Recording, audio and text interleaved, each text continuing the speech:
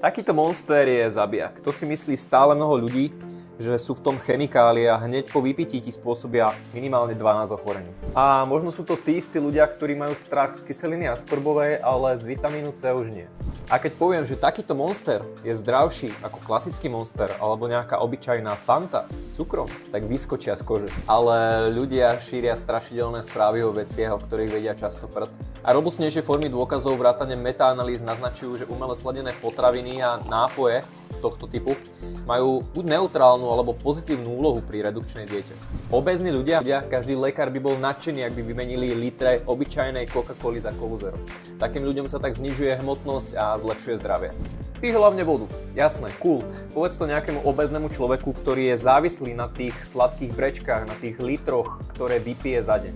Vysmeje ťa a je to pre neho absolútne nemožné.